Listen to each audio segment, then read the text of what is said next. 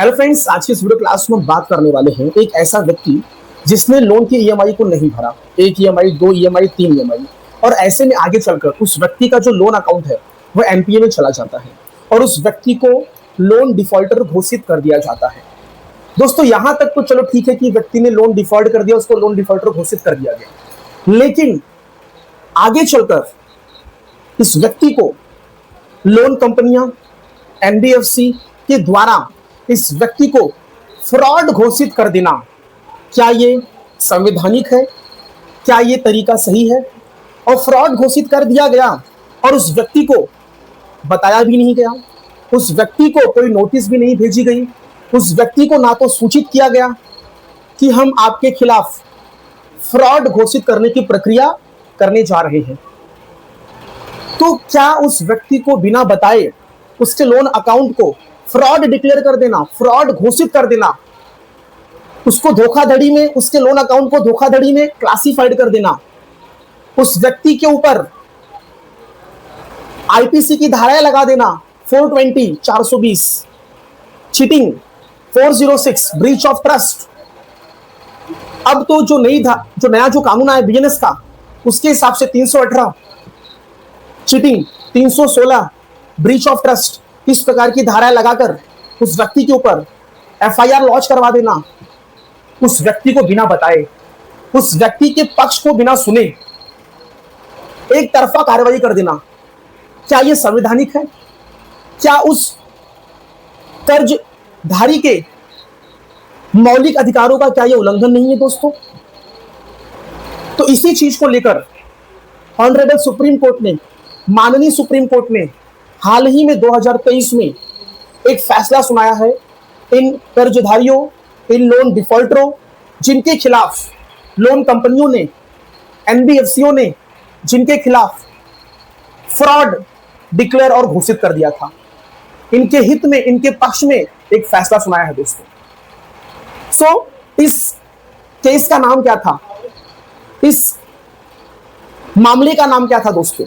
इस मामले का नाम था State Bank of India and others versus Rajesh Agarwal and others 2023। इस केस में, इस मामले में ऑनरेबल सुप्रीम कोर्ट ने यह क्लियर कर दिया कि किसी भी व्यक्ति के लोन अकाउंट को फ्रॉड घोषित करना, किसी भी व्यक्ति के अकाउंट को, लोन अकाउंट को फ्रॉड डिक्लेयर कर देना और बिना उस व्यक्ति को बताए, बिना उस व्यक्ति को सूचित किए उसके खिलाफ लोन अकाउंट को फ्रॉड डिक्लेयर करने की जो प्रक्रिया होता है उसको चालू कर देना, उस व्यक्ति को तो पता ही नहीं है।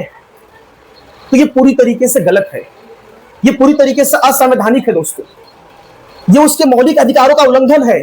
इस प्रकार से ऑनरेबल सुप्रीम कोर्ट ने टिप्पणी की दोस्तों और फैसला सुनाया। यदि किसी लोन कंपनियों ने या फिर यदि किसी एनबीएफसी बैंकों ने इस प्रकार से कोई कार्रवाई की है, फ्रॉड डिक्लेयर किया किसी के अकाउंट को, लोन अकाउंट को, तो ये पूरी तरीके से गलत है, असंवैधानिक है दोस्तों। Dear friends, Reserve Bank of India का जो मास्टर सर्कुलर है वो ये कहता है कि यदि किसी व्यक्ति ने किसी एनबीएफसी या फिर लोन कंपनियों से लोन लिया है और उस पैसे को गलत गतिविधि में यूज किया है और जो चीज बताकर लोन लिया था लेकिन उस पैसे को किसी दूसरे पर्पस में यूज किया, दैट मीन्स कि लोन एग्रीमेंट में बताया कुछ और पैसा लेकर गए और कहीं और यूज कर लिया, दैट मीन्स कि रॉन्ग यूज ऑफ मनी, पैसे का गलत प्रयोग, ये चीज।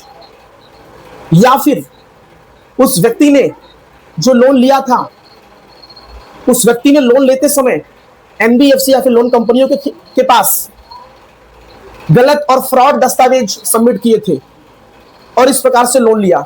व्यक्ति ने एनबीएफसी लोन कंपनियों के पास ऐसे दस्तावेज सबमिट किए जो कि उस दस्तावेज का जो मूल जो पर्सन था वो था ही नहीं, वो तो कोई और था। तो किसी और के दस्तावेज लगाकर लोन लेना, ये जो सारी चीजें हैं ये सब के सब फ्रॉड है, 420 है दोस्तों। आपने कंपनी किसी और की बताई और लोन लेने वाला कोई और, गलत तरीके से प्रोजेक्ट बताया आपने कि हमारी ये प्रोजेक्ट है, इस प्रोजेक्ट में हमें इतने पैसे की जरूरत है, बट वो इन रियलिटी सच्चाई में वो प्रोजेक्ट था ही नहीं। तो कहीं ना कहीं एनबीएफसी लोन कंपनियों को गुमराह करके यदि कोई व्यक्ति एनबीएफसी लोन कंपनियों से लोन लेता है तो कहीं ना कहीं वह व्यक्ति क्या करता है, एक अपराध, एक ऑफेंस सबमिट करता है, 420 420 करता है, क्रिमिनल ब्रीच ऑफ ट्रस्ट करता है दोस्तों। तो ऐसे में कहीं ना कहीं आरबीआई का जो मास्टर जो सर्कुलर है वो एनबीएफसी और लोन कंपनियों को पावर देता है कि वो इन डिफॉल्टरों, ये जो डिफॉल्टर होते हैं, जो लोन की ईएमआई को नहीं भरते हैं, जो गलत तरीके से बैंकों से, एनबीएफसीओ से लोन ले लेते हैं, ऐसे लोगों को एनबीएफसी लोन कंपनियां फ्रॉड घोषित कर सकती है दोस्तों, फ्रॉड घोषित कर सकती है दोस्तों। और यदि कोई व्यक्ति लोन की ईएमआई को रेगुलर मैनर में नहीं भरता है, लोन को डिफॉल्ट करता है, जानबूझकर, इंटेंशनली, उसके पास पैसे हैं बट फिर भी वो पैसे नहीं देता है, रीपेमेंट नहीं करता है, लोन की ईएमआई का भुगतान नहीं करता है, ड्यू अमाउंट, बची राशियों का भुगतान नहीं करता है, तो ऐसे लोन डिफॉल्टरों के खिलाफ, ऐसे कर्जधारियों के खिलाफ जो एनबीएफसी या फिर लोन कंपनियां हैं वो कड़ी कार्रवाई कर सकती है दोस्तों। इस प्रकार से आरबीआई का ये मास्टर सर्कुलर कहता है दोस्तों। लेकिन ये जो इनका जो मास्टर सर्कुलर है ये भी कहता है कि यदि व्यक्ति के खिलाफ आप कोई फ्रॉड डिक्लेरेशन, फ्रॉड घोषित वाली यदि कोई कार्रवाई करते हो तो उस व्यक्ति को सूचित करना, इन्फॉर्म करना, यह भी बैंक और एनबीएफसी की जिम्मेदारी बनती है। लेकिन ऐसे में लोग करते ही नहीं है, एनबीएफसी लोन कंपनियां उनको सूचित नहीं करती है, तो कहीं ना कहीं ये जो मास्टर जो सर्कुलर आरबीआई का, इसको फॉलो नहीं किया जा रहा है। तो इस मास्टर सर्कुलर को लोगों ने कोर्ट में चैलेंज किया, Telangana high court, Gujarat high court में इस आरबीआई के मास्टर सर्कुलर को चैलेंज किया गया दोस्तों, कि किसी भी व्यक्ति को बिना बताए, बिना सूचित किए उसके लोन अकाउंट को फ्रॉड घोषित कर दिया जा रहा है, फ्रॉड डिक्लेयर कर दिया जा रहा है, तो कहीं ना कहीं उनके संवैधानिक अधिकारों का उल्लंघन किया जा रहा है। और यही मामला आगे चलकर supreme court, honourable supreme court के पास पहुंचता है, और ऑनरेबल सुप्रीम कोर्ट भी यही कहते हैं कि किसी भी व्यक्ति के लोन अकाउंट को फ्रॉड घोषित कर देना बिना उसको सूचित किए, बिना उसको इन्फॉर्म किए, ये कहीं ना कहीं उनके फंडामेंटल राइट्स का वायलेशन किया जा रहा है, उनके फंडामेंटल राइट्स का वायलेशन किया जा रहा है। तो ऐसा नहीं होना चाहिए। तो इसके ऊपर सुप्रीम कोर्ट ने एक गंभीर टिप्पणी की और उन्होंने एनबीएफसी लोन कंपनियों को आदेशित किया, उनको इन्फॉर्म किया, उनको निर्देशित किया कि यदि किसी व्यक्ति का लोन अकाउंट आप फ्रॉड घोषित करने जा रहे हैं तो उन व्यक्तियों को अपना पक्ष रखने का मौका देना चाहिए, उनके अधिकारों का तुमको सम्मान करना चाहिए।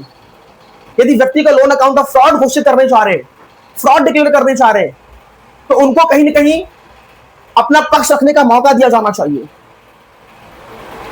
उन व्यक्तियों के बातों को सुनना चाहिए। उनके पास भी हो सकता है कोई डॉक्यूमेंट्स हो, कोई दस्तावेज हो जो ये प्रूफ करे कि उन्होंने एनबीएफसी लोन कंपनियों के साथ में फ्रॉड नहीं किया है, 420 नहीं किया है, 420 नहीं की है। उनके पास कुछ ना कुछ एविडेंस प्रूफ होगा। वो सारी चीजों को सुनने के बाद ही उनके खिलाफ फ्रॉड घोषित करने की जो प्रक्रिया है वो होनी चाहिए, और बिना ये किए उनके खिलाफ डायरेक्टली सीधे एफआईआर लॉन्च करवाना, उनके खिलाफ डायरेक्टली सीधे लीगल एक्शन लेना, ये कहीं ना कहीं गलत है और एक तरफा कार्रवाई है। तो इस एक तरफा कार्रवाई को रोकने के लिए ऑनरेबल सुप्रीम कोर्ट ने अपने इस केस में, इस मामले में यह फैसला सुनाया कि व्यक्ति को सुना जाना चाहिए, उसके पक्ष को भी सुना जाना चाहिए, उनको नोटिस दो, उनको इन्फॉर्म करो, उनको सूचित करो, तब जाकर यदि मामले में गंभीरता पाई जाती है तो फिर जाकर उनका लोन अकाउंट फ्रॉड घोषित करो और उनके खिलाफ एफआईआर लॉन्च करवाओ दोस्तों। हमारा जो कानून, हमारा जो लॉ है वो दोनों पक्षों को सुनने की बात करता है, ऑडी ऑल्टरम पार्टम, दोनों पक्षों को सुना जाना चाहिए। यह हमारे लॉ का लीगल मैगजीन कहता है, दोनों पक्षों को सुना जाना चाहिए। यदि एक पक्ष को सुना जाए और दूसरे पक्ष को ना सुना जाए तो कहीं ना कहीं ये उनके अधिकारों का उल्लंघन है, उनके फंडामेंटल राइट्स का वायलेशन है दोस्तों। तो इस प्रकार से ऑनरेबल सुप्रीम कोर्ट ने इस मामले में यह कहा दोस्तों। तो डियर फ्रेंड्स, यदि कोई लोन डिफॉल्टर है, कोई लोन की ईएमआई को डिफॉल्ट कर देता है और ऐसे में यदि उस व्यक्ति का लोन अकाउंट बैंक के द्वारा, एनबीएफसी के द्वारा, लोन कंपनियों के द्वारा यदि फ्रॉड घोषित कर दिया जाता है बिना उनको सूचित किए, तो ये गलत है आपको इस प्रकार की कार्यवाही का आपको जवाब देना चाहिए। यदि किसी व्यक्ति के खिलाफ इस प्रकार से यदि कोई एनबीएफसी या फिर लोन कंपनियां कार्यवाही करती है, प्रोसेस करती है, तो इसका आपको जवाब देना चाहिए दोस्तों। इस चीज को आप, इस प्रक्रिया को आप चैलेंज करिए, आरबीआई में इसकी कंप्लेन करिए। आरबीआई में लोकपाल ओम्बड्समैन की टीम होती है, उनको आप कंप्लेन दर्ज करवाइए।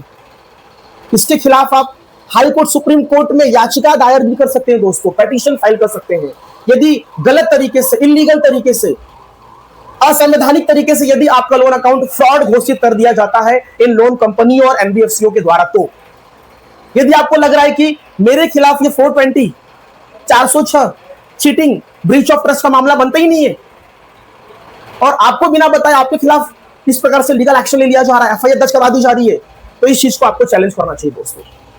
क्योंकि ऑनरेबल सुप्रीम कोर्ट ने क्लियर कर दिया है कि भाई एक तरफा कार्रवाई नहीं होनी चाहिए। किसी व्यक्ति का लोन अकाउंट फ्रॉड घोषित कर देना मतलब समझते हो, ये बहुत बड़ी कार्रवाई है। कहीं ना कहीं उस व्यक्ति की जो एक अच्छी खासी जो इमेज, जो छवि है समाज में, उसकी छवि को खराब करना, उसको 420 कहना, और कहीं ना कहीं फ्रॉड घोषित होने से उस व्यक्ति का जो सिविल अकाउंट है उस पर काफी बुरा प्रभाव पड़ता है। सिविल के पास एक मैसेज जाता है कि ये व्यक्ति फ्रॉड है, ये व्यक्ति 420 है। अन्य जो बैंकिंग जो कंपनियां हैं उनके पास भी इसका मैसेज जाता है कि फला फला ये व्यक्ति फ्रॉड है, इसके खिलाफ फ्रॉड का डिक्लेरेशन हुआ है। तो कहीं ना कहीं चारों तरफ से उस व्यक्ति की जो रेपुटेशन, जो इमेज है, वो खराब की जा रही है दोस्तों। तो यदि आपके खिलाफ कोई फ्रॉड वाला यदि कोई प्रक्रिया इस बैंकों या फिर एनबीएफसी के द्वारा कराई जा रही है, तो कहीं ना कहीं इसका आपको जवाब देना चाहिए, इसको रोकना चाहिए दोस्तों। क्योंकि डिजिटल का जमाना चल रहा है, फ्रॉड डिक्लेयर हो गए, इसका पूरा अपडेट, इसकी पूरी मैसेज चारों तरफ फैल जाती है।